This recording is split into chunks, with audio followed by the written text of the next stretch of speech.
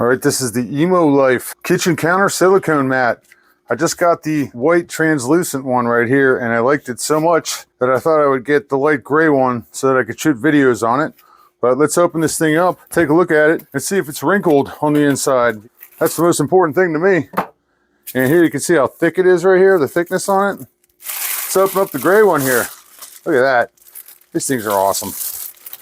Straight out of the box, perfectly flat, not a single wrinkle on it. I love this light gray color. I think I might like it better than the translucent.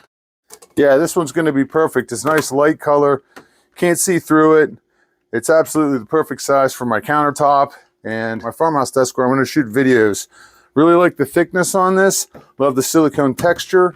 According to the manufacturer, it's heat resistant. So if you wanted to, you could put your hot items on there. You know, I was going to use this for an air fryer. Pull the pan out of the air fryer, set it on here, let it cool off before I wash it in the sink. Totally perfect, straight out of the box. Great cut on it, nice thickness on it, not a single wrinkle on it. emolife light gray silicone kitchen counter mat.